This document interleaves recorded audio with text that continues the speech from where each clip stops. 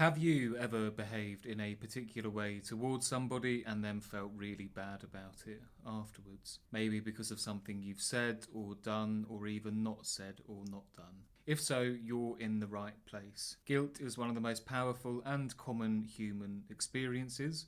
It's also a central theme of psychoanalytic theory and one of the earliest human emotions that we encounter in the Bible. In this video, we'll be exploring guilt through both a Christian and a therapeutic lens, and at the end, we'll be looking at a biblical story that can help us to engage with guilt in a meaningful way. Welcome to The Narrow Way. I'm Alex. I'm a practicing therapist, and it's probably no surprise to you that guilt is something that I frequently encounter in my work.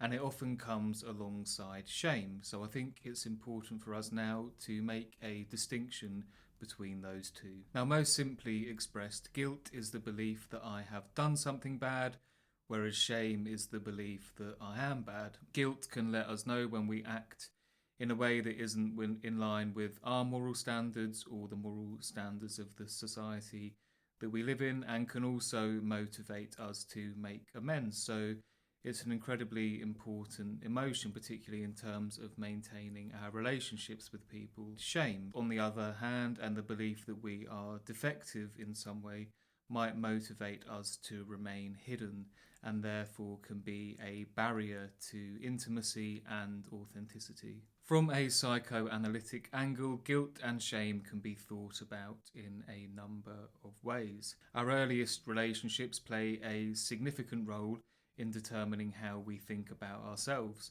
And if our needs weren't always met in a timely and appropriate manner, that can perhaps contribute to the belief that there's something wrong with us. Perhaps you've even been told that you should be ashamed of yourself.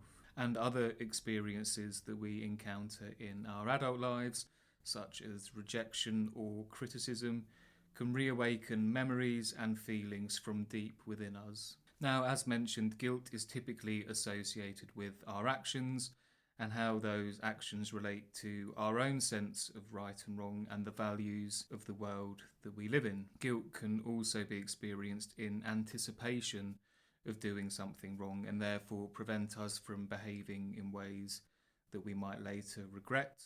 And it might also be experienced unconsciously as a response to us repressing certain thoughts or impulses that might be too threatening for us to acknowledge. We see guilt and shame make an appearance in the very first book of the Bible. In Genesis, after God creates Adam, he explicitly forbids him to eat from the tree of the knowledge of good and evil. So God then fashions Eve from Adam's rib, but she's then tempted by the snake to eat from that tree, the fruit which she then shares with Adam. And immediately after doing so, the pair become aware of their own nakedness. So now that they have an understanding of good and evil, they also have the capacity to feel guilt and shame.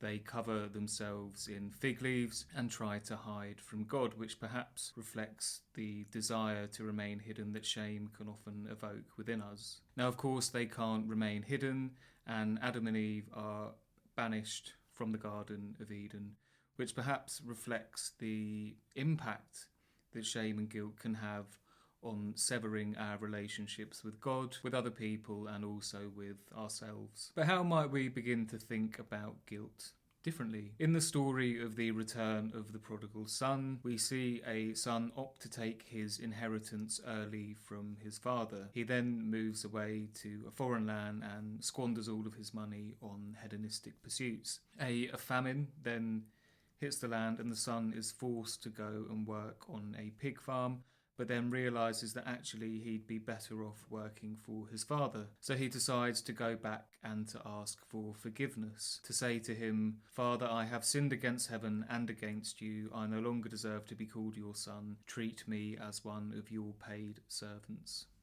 Now, we can imagine the prodigal son experiencing a lot of shame and guilt and embarrassment in that particular moment. But he's also willing to acknowledge and take responsibility of his errors, and he returns with a sense of humility by not expecting to resume the position that he previously had. But far from chastising him, the father actually sees him coming and rejoices at his return. He organises a celebration because this son of mine was dead and has come back to life. He was lost and is found. Now, the father in this story is obviously a representation of God who is merciful, loving, and forgiving, and always willing to welcome back those who have strayed from his flock. Now, that may not always be the case with people that we've mistreated. Perhaps there are instances when actually leaving a situation alone is the best option.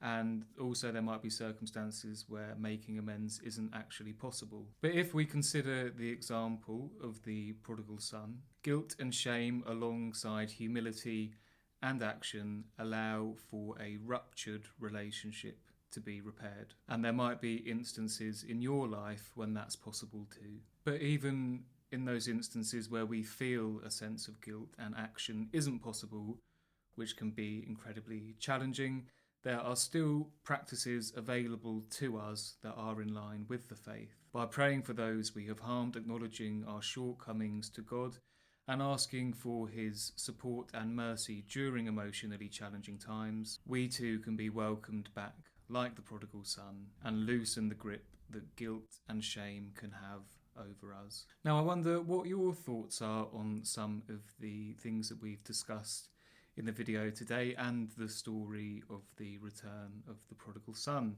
It'd be great to hear from you in the comment section. As I mentioned, I am a therapist, so if anything has come up for you today that you might like to explore at greater depth, my professional contacts are in the description of this channel. Thank you very much for watching today. I hope you enjoyed the video. Like and subscribe, and I hope to see you again soon.